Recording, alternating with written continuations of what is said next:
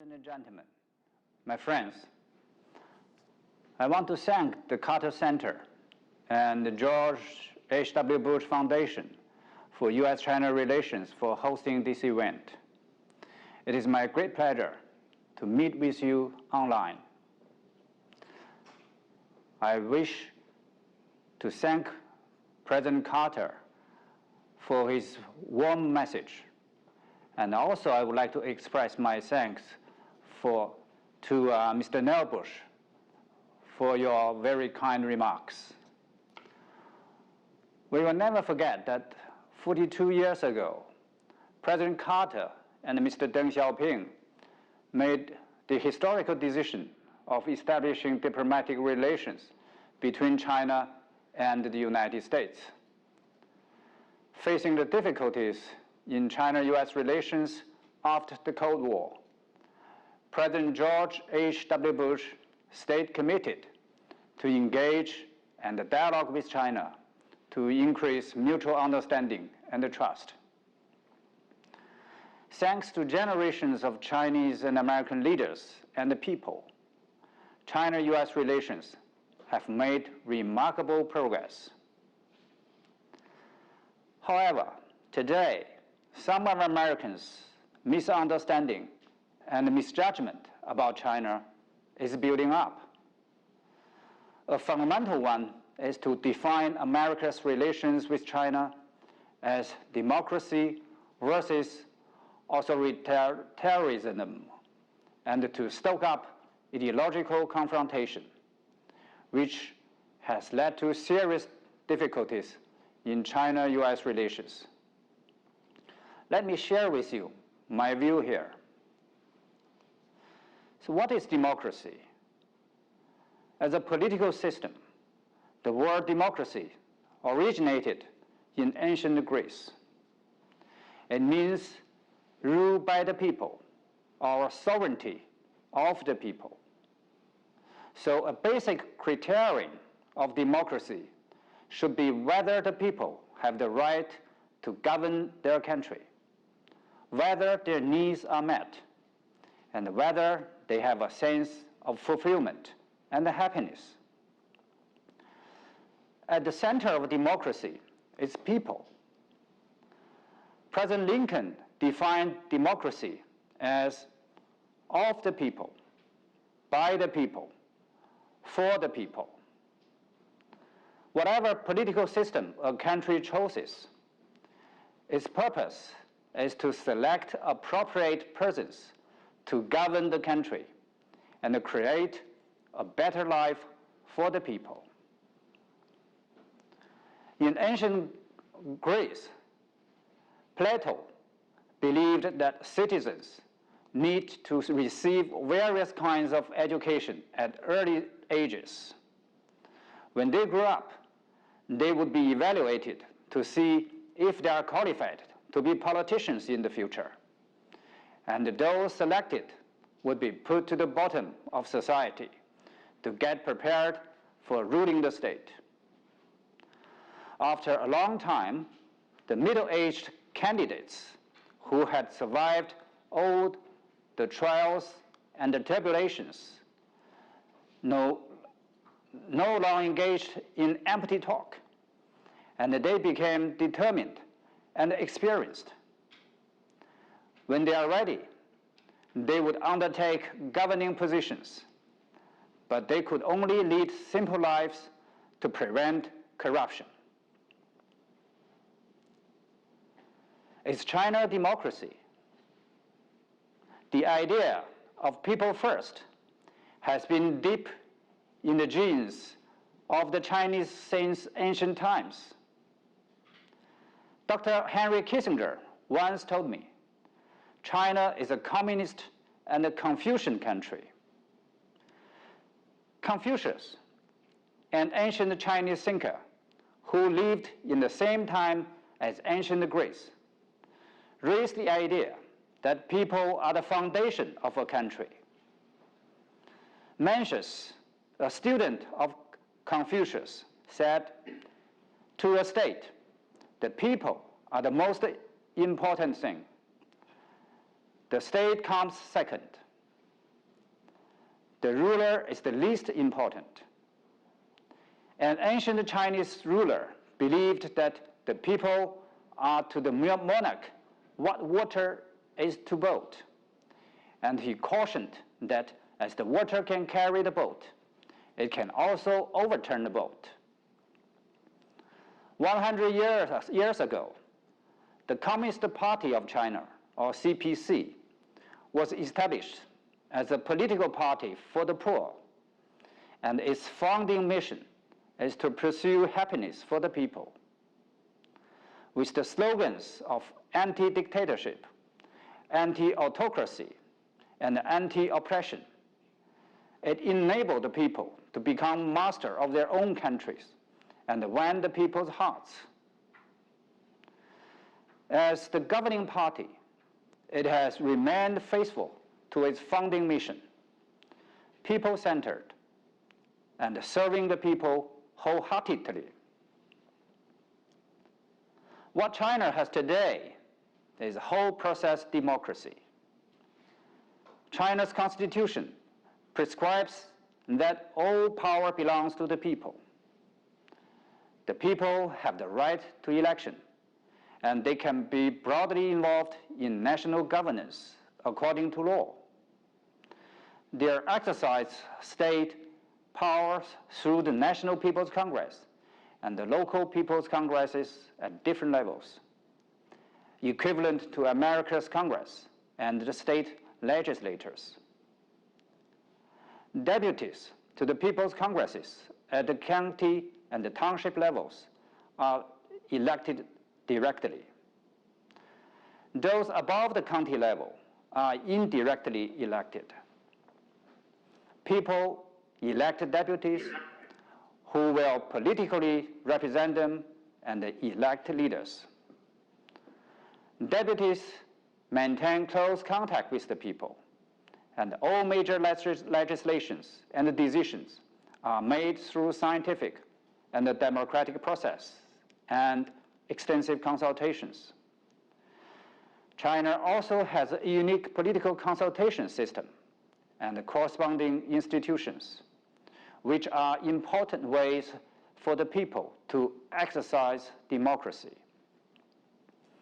Any matters that concern people's keen interests are broadly discussed by People's Congress, and the government, political consultative conference, social organizations, and the industry associations before major decisions are made, to make sure what the people want are reflected in the final decisions.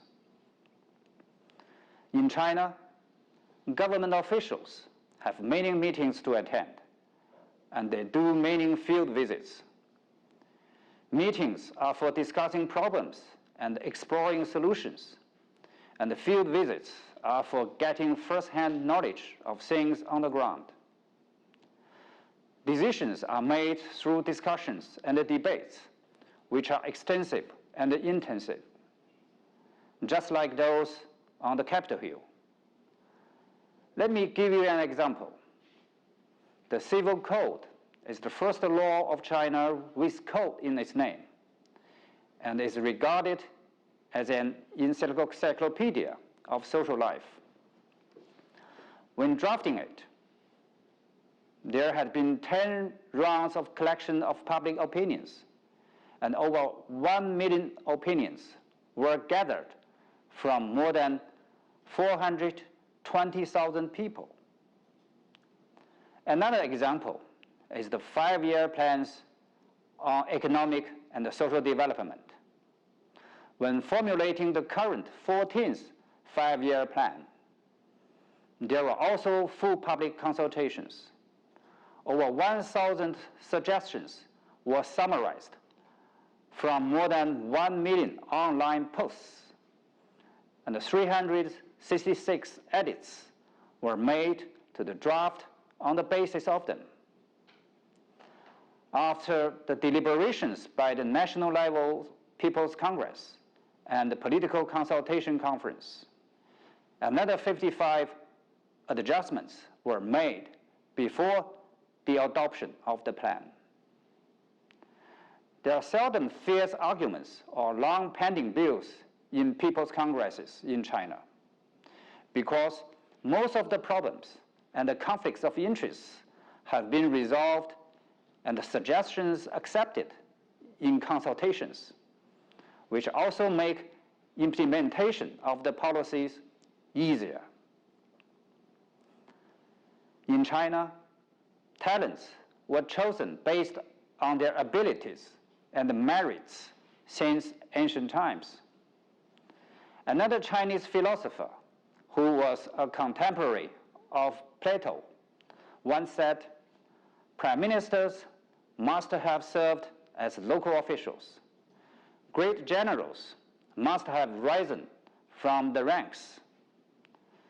China had an imperial examination system over 1,400 years ago. Whoever passed the exams, regardless of their age and wealth, could be appointed as officials. They usually started from positions at the lowest level of government, and then got promoted or deposed based on their performance. This is the original form of the civil service system in the West today. Nowadays, a Chinese has to pass all kinds of exams in his or her lifetime. At work, there are additional trainings, assessments, and selections, as well as oversight from superiors, colleagues, the public, and the media. CPC members are also subject to party disciplines, which are stricter than the law. Any violation will result in serious punishment. Take the Chinese embassy, my embassy in the U.S., for example. There is a quarterly assessment of each diplomat from his or her superior. Lower-level diplomats can exercise their right of oversight on their superiors at any time. And once a year, they can grade their supervisors' performances. In such a system, officials who are incompetent or not clean or disapproved by the people have no chance to be promoted.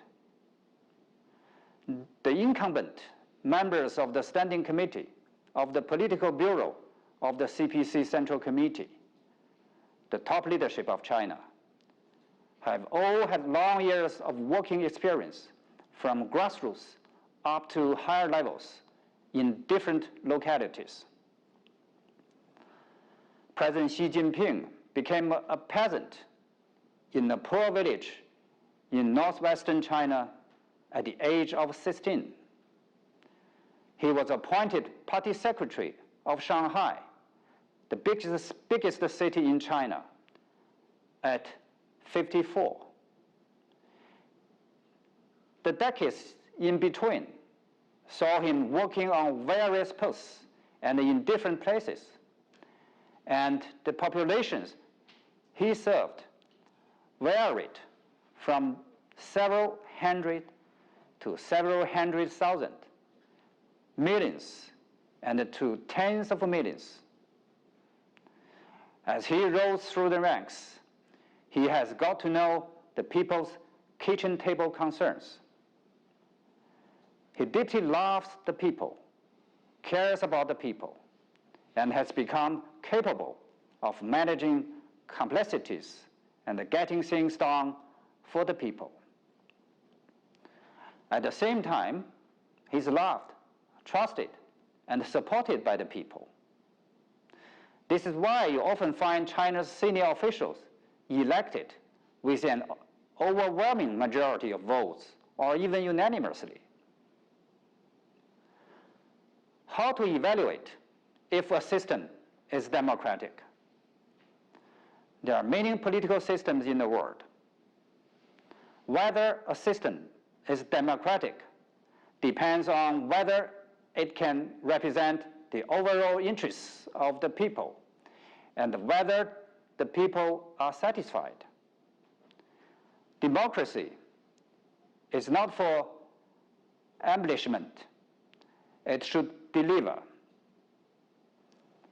Samuel Huntington writes, the most important political distinction among countries concerns not their form of government, but their degree of government. According to a survey done by Harvard Kennedy School for 10 years in a row, the Chinese people's satisfaction of the CPC has been over 90% for each of the 10 years. Some people wonder why. The answer can be long, but I try to provide a brief explanation. Changchun, a provincial city in northeastern China, has had a mayor's hotline for 22 years, which citizens can use to report problems that need the government's attention. And that hotline works 24/7. Over the years, more than 9 million problems have been reported and then resolved through the hotline. And the people's satisfaction rating has remained above 90%. There are many similar hotlines and high satisfaction ratings across China. If you know about them, is it still hard to understand the results of the Harvard surveys? My friends, when some people are busy fanning up the battle between democracy and authoritarianism and putting together an alliance of so-called democracy, what is happening on the line of China? Well, absolute poverty has become a thing of the past, and 1.4 billion people are striving towards common prosperity. China has become the world's second largest economy and the biggest trading nation, and contributes over 30% to global economic growth annually. Every day, 16,000 companies are created in China. Every day, over 120 foreign enterprises are rushing to China, one of the biggest consumer markets and the top investment destination in the world. Almost every Chinese has basic medical insurance and old age pension insurance. Products from remote areas are sold across the country through live streaming. Farmers in deep mountains and young people in cities take high-speed trains to look for jobs elsewhere and pursue their dreams. Green and low-carbon living has become a new fashion. The Chinese are driving 50% of the world's new energy vehicles on the biggest network of expressways in the world. 10% of the Chinese population have visited other countries to open up their eyes. Chinese astronauts have safely returned to Earth after several months' stay in our space station. The rights and the freedoms of the Chinese are fully protected by the Constitution, and they are on their way to better stations. Muslims in Xinjiang and other places go to mosques nearby. 1 billion Chinese netizens get connected with the world for information and engagement at the click of a mouse. China has signed 26 international instruments on human rights. COVID-19 has been basically put under control in China, with 1.1 1 billion people fully vaccinated. China has provided vaccines to over 100 countries and international organizations, and will supply another 2 billion doses by end of this year. The Belt and the Road Initiative, guided by the principle of extensive consultation, joint contribution, and shared benefits, will take tens of millions of people out of tens of millions of people of other countries out of poverty. Over 2,400 Chinese peacemakers are on duty worldwide. President Xi Jinping yesterday proposed a global development initiative. China is working with other countries to build a community with a shared future for mankind. I'm not saying China is perfect. There are many difficulties and challenges on our way ahead, such as how to make our development more balanced and adequate, and ensure fairness and justice in a market economy. We are deepening reform, improving socialist democracy, and modernizing national governance. These efforts are to meet the people's aspiration for a better life and make greater contribution to mankind. My friends, isn't it obvious that China is just pursuing peace, development, fairness, justice, democracy, and freedom, which are common values of mankind? Isn't it obvious that China's people-centered philosophy and the President Lincoln's of the people, by the people, for the people, are both for the sake of the people? Shall we understand China's socialist democracy as this? From the people, to the people, with the people, for the people. My friends, China and the U.S. are different in history, culture, and the political system. But just as President Carter said, both the American and the Chinese people desire peace and prosperity. And the leaders in Washington and Beijing share one common goal: to create peaceful and stable conditions for their people to pursue happiness. This is the biggest commonality between China and the U.S. We never say that our system is the best, because we know only the suited is the best. Whether it is good or not should not be judged by what we say, but what we do. Our two countries should not and cannot change each other.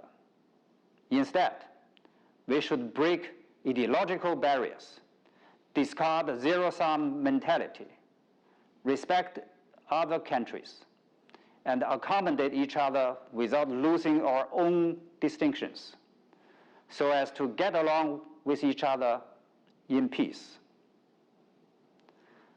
President Xi stressed China and the United States need to show broad vision and shoulder great responsibilities. The two countries should look ahead and press forward and bring China-U.S. relations back to the right track of stable development as soon as possible, for the good of the people in both countries and around the world. Ladies and gentlemen, my friends, let us demonstrate strategic courage and the political resolve to chart a new course in China-U.S. relations. Thank you.